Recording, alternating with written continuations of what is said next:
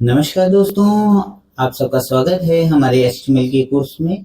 आज हम लोग जानेंगे टेबल टैग के बारे में।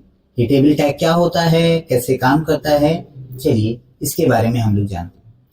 टेबल के बारे में अगर बात करी जाए तो ये कैसे यूज होता है, कहाँ यूज होता है, इसके बारे में देखेंगे। तो टेबल जब कभी भी कोई भी आपने वेबसाइट्स वगैरह देखी होंगी और उसके अंदर आपने कोई भी टेबुलर फॉर्मेट में यानी कि एक्सेल शीट में जिस तरीके से रोज और कॉलम्स बने रहते हैं, ऐसा कुछ आपने देखा होगा। तो ये स्ट्रक्चर बनता है टेबल्स। टेबल्स की अगर बात करी जाए तो इसका सिंटैक्स कैसा होता है, चलिए देखते हैं।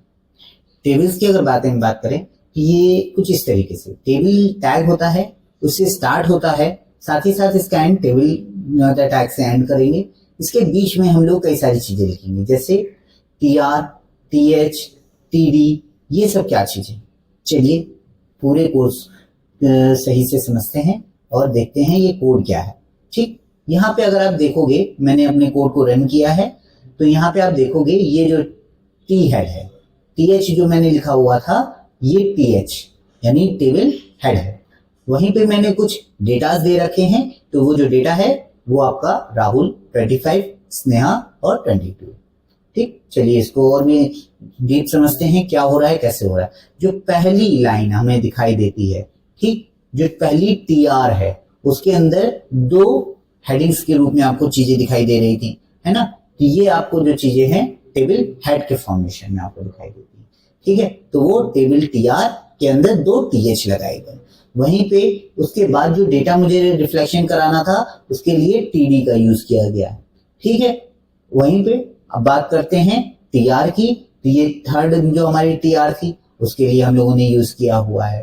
ठीक है, यहाँ पे अगर आप एक चीज और नोट कर रहे होगे तो ये देखिए बॉर्डर 1 मैंने लिख रखा हुआ है। ये बॉर्डर 1 क्या कर रहा है, ये बॉर्डर को यहाँ पे ऐड करने के लिए हम लोगों ने लगा रखा है।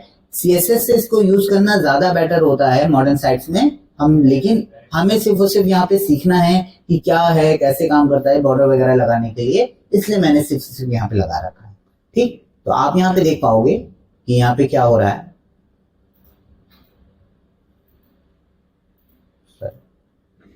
हाँ, यहाँ पे आपको TH, ये TR, ये दूसरी TR, ये तीसरी TR, ये। तो पहली TR में दो TH थे, तो ये नेम और एज। फिर दूसरी यहाँ पे एक और TR जो लगाई, यहाँ पे राहुल और 25 डेटा के रूप में, और स्नेहा और 22 ये भी डेटा के फॉर्मेशन में आपको दिखाई देते हैं। चलिए बात करते हैं आगे की ओर।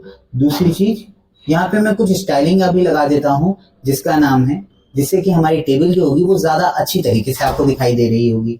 वहीं पे अगर बात करें तो दिखाता हूं मैं आपको कुछ इस प्रकार। ये हम लोग CSS के पार्ट में देखेंगे, समझेंगे, लेकिन अभी के लिए मैं सिर्फ और सिर्फ यहाँ पे आपको दिखाने के लिए लगा रहा हूँ ये कैसा दिखाई देगा। लाइक यहाँ पे देखिए कितना सिमिलर सा है, सिंपल सीधा सा बढ़िया सा आपको दिखाई दे रहा होगा। ठीक, यहाँ पे वहां पे और आगे बढ़ते हुए दिखाते हैं क्या हो रहा है। ठीक, अब यहाँ पे एक और चीज आती है जिसका नाम है कॉल स्पैन और रो स्पैन। ये कॉल स्पैन और रो स्पैन क्या होता है इसके बारे में जानते हैं। चलिए, और यहाँ पे मैंने एक टेबल बना रखी है। जो टेबल यहाँ पे बना रखी है इसके अंदर चलिए देखेंगे। ठीक, ये देखिए कॉल स्पैन, रो स्पैन।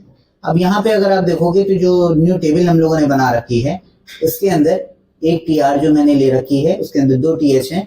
तो जो पहला TH है उसके अंदर रो स्पैन लगाया गया है 2, और साथ ही साथ जो दूसरा TH है इसके अंदर भी हम लोगों ने एक कॉल स्पैन लगा रखा है। आप इसको देखोगे तो चलिए हम लोग आगे समझते हैं क्या चीज।